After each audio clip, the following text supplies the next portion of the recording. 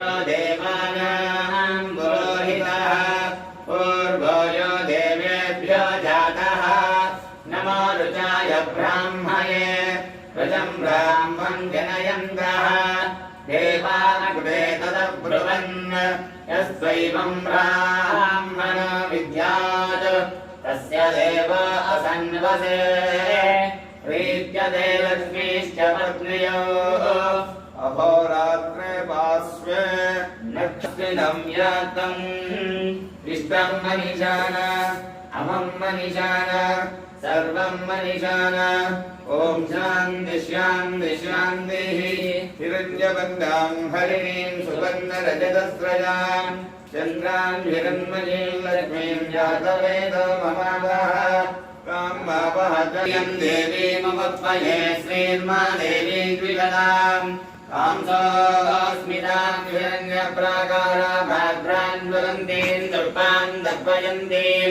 पद्मे स्थितां पद्मबन्धां तामेयोपह्वये श्रियम् चन्द्रां प्रभासां यशसा ज्वलन्तीं श्रियं लोके देवदुष्टामुखारां तां पद्मिनीं शरणमहं प्रपद्ये अलक्ष्मीर्मेनस्य तत्त्वं वृणे आदित्यवन्ये तपसो दिजातो वनस्पतिलक्ष्मीर्नवगामीं यस्यां हिरण्यं प्रबोधं दामोदास्योऽस्मन विन्देयं पुरुषानहं यशुजं प्रियतो भूत्वा दिव्यादाद्यमन्वहं श्रियपसे सुनवामसो मम नादि यतो निदहाति वेदः दुर्गां देवीं शरणमहं प्रपद्ये सुतरसितरसे नमः अग्ने त्वं वारयोनं योऽस्मान् स्वस्तिभिरति दुर्गाणि विस्माः बहुलानि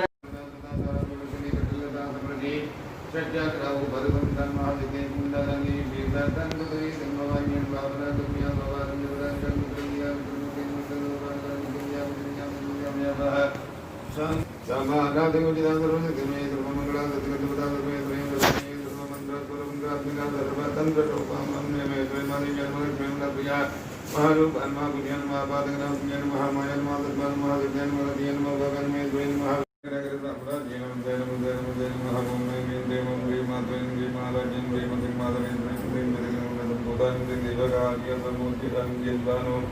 सहस्रावादित्रबाहु समन्वितान्धकस्वरभवजन् कृताकरं गरुडं मनोरवेशवदन्तान् पञ्चतन्मात्रसायिकानि कर्णप्रभापूर्वमणिरन्धर्माणमण्डला चिम्बकासुन्नगसौगन्धिकविशेषिका वदनस्मरमाङ्गल्या गृहतोरणिनिगात्मकलक्ष्मी परिवाजनं दीनावलिं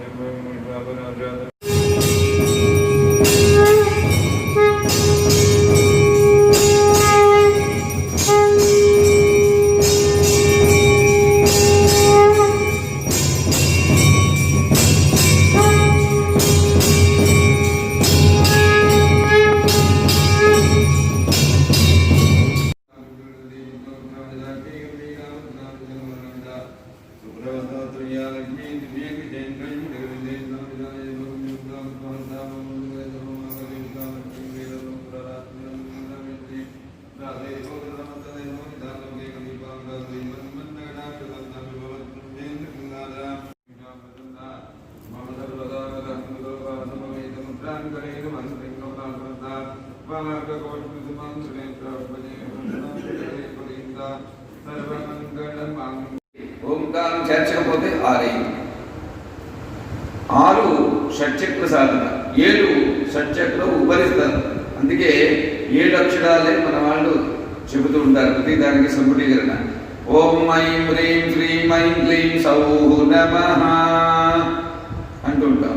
అంటే ఈ 7టిని నువ్వు సాధన చేస్తే గురువుయందు ప్రేమతో వాత్సల్యంతో వాళ్ళని పెంపొందించగలిగితే వాళ్ళ యొక్క భావాన్ని నువ్వు పసిగట్టగలిగితే నువ్వు జీవన్ముక్తులు అవుతావు.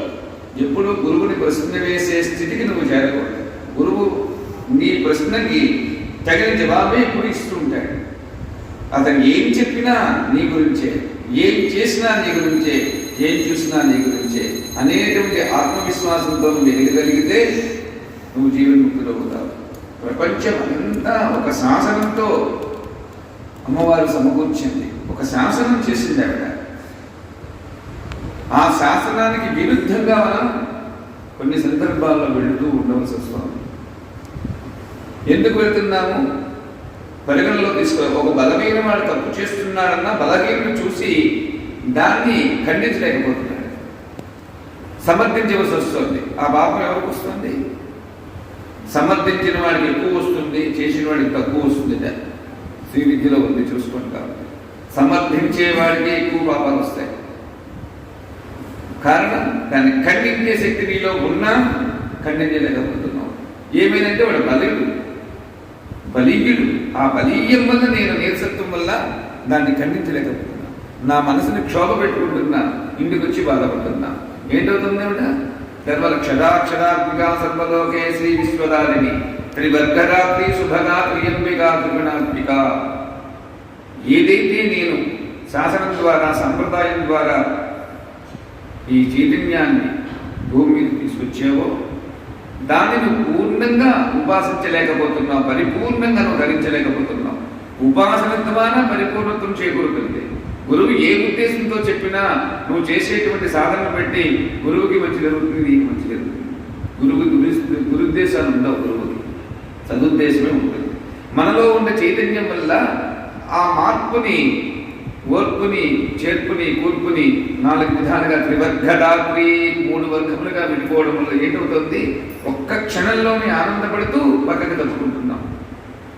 కారణం, కొత్తదనాన్ని చూడలేకపోతున్నాం, పాతదనంలో ఉండలేకపోతున్నాం. కొత్తగా చేయలేకపోతున్నాం, పాత వాటిని నిర్లక్ష్యం చేస్తున్నాం. ఇవన్నీ ఏంటవుతున్నాయి?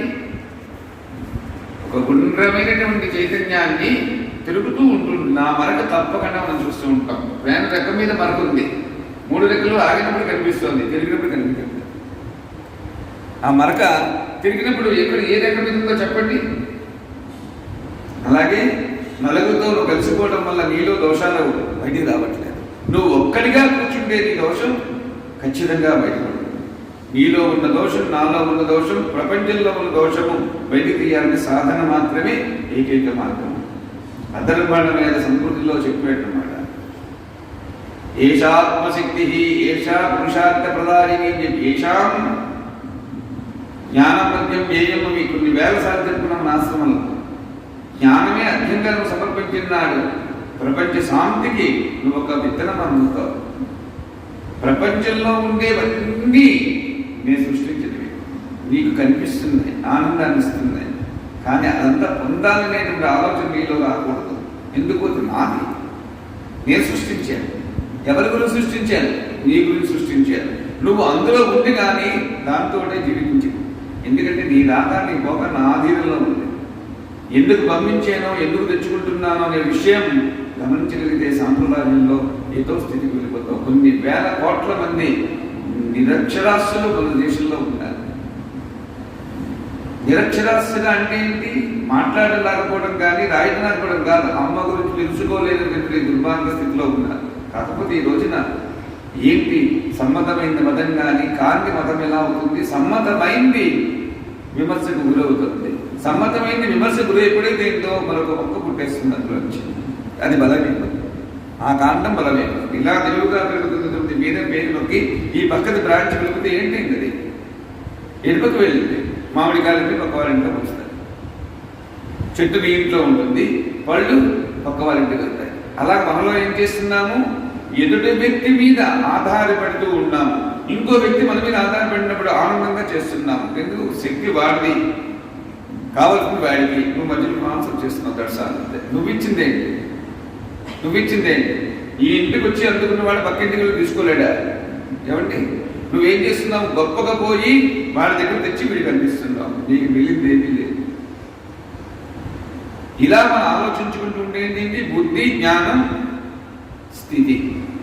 మనస్సుని యథాసుఖం విహరే వదిలేస్తుంటాన్ని. వదలడం వల్ల ఏంటవుతుంది? అనుష్ఠానానికి భంగం కలుస్తుంది. అనుష్ఠానానికి చాలా అవరోధాలకు గుర్తిస్తాం.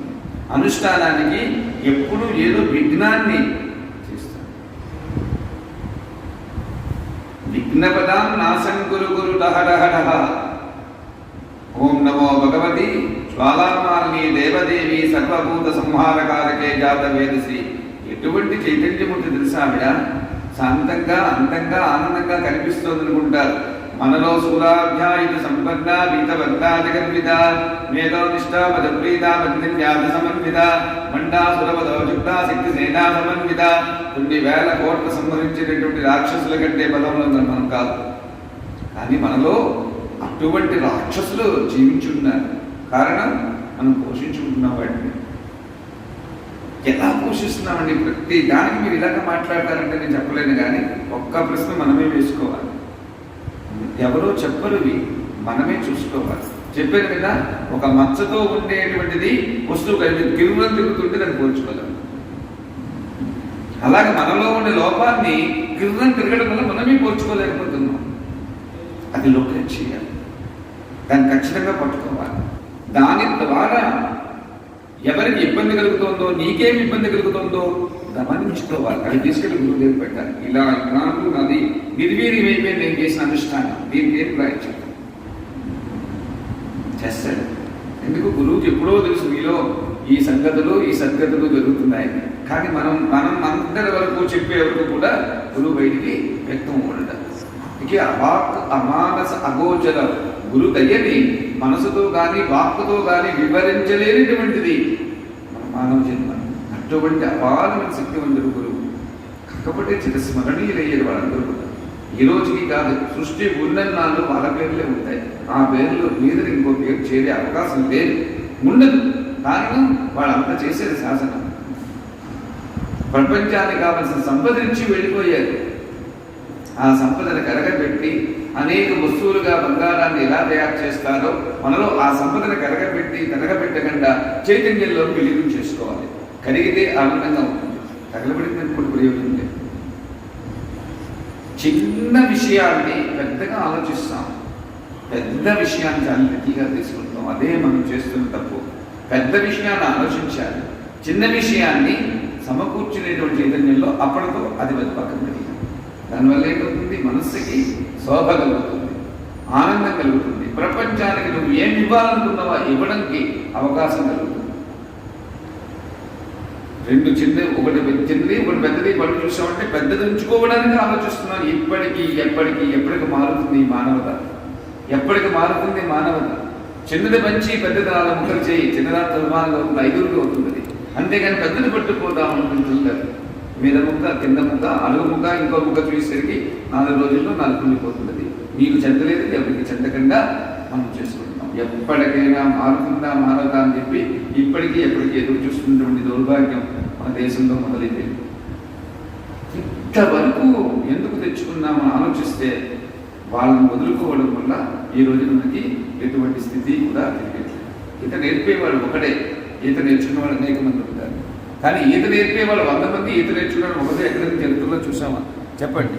40 మంది పిల్లలు చదువుకుంటుంటే ఒక టీచర్ చెప్తుంది. అంతేగాని 40 మంది టీచర్లు ఒక విద్యార్థికి చెప్తాడా? అలాగే ఒక గురువు ఎంతమందికో మార్చే అవకాశాన్ని ఇస్తాడు. ఎంతమందో గురువుని విమర్శించే అవకాశం వాళ్ళు తీసుకుంటున్నారు ఈరోజు. కారణం మనలో ఉండేటువంటి మాయా పొర. మహావనివాటికాయై నమః. అంతర్ముఖ సమాధార్య బహిర్ముఖ సుదుర్లభ త్రయీ త్రివర్గ నిలయా తిస్రా త్రిపురమాలిని నిరామయా నిరాలంబా స్వాత్మా రామా సుధా స్మృతి సంసార పంక నిర్వగ్న సముద్ధరణ పండిత. ఏమేనంటే సంసారం అండి, గృహస్థాశ్రమ ధర్మం అండి అంటున్నారు. కానీ భార్యాపిల్లలు ఎవరికో మోసం చేసి, ఎవరికో పాపం చేసి, ఏదో నీది పొందకుండా ఉండే దాన్ని తీసుకొచ్చి నాకు పెట్టు అని చెప్పి చెప్పరు. వాళ్ళు కేవలం నీ మీద ఆధారపడ్డారు. నువ్వు ఏదిస్తే తినడానికి ప్రయత్నం చేస్తున్నారు. ఇప్పటికీ ఎప్పటికీ కూడా కోట్లు గణించిన వాడైనా మంచి బుద్ధి లేకపోతే పేదవాడే. కోటి నీ చుట్టూలో తిరుగుతూ ఉంటుంది, ఆ కోటి అవతల పోటీ పెరుగుతూ ఉంటుంది. వారికంటే పెరగాలని ఆలోచిస్తావు, తరగాలని ఆలోచించావు. ఆ కోట్లు నీకు ఆనందాన్ని శాశ్వతంగా ఇవ్వవు. కోటీశ్వరుడు అంటే పరిపూర్ణమైన చైతన్యం కలిగిన శ్రీ విద్యోపాసకుడు మాత్రమే కోటీశ్వరుడు అవుతాడు. ఇలా కోటి విరామత. నీలో ఉండేటువంటి ఆదర్శప్రాయమైన చైతన్యాన్ని పెంచుకో.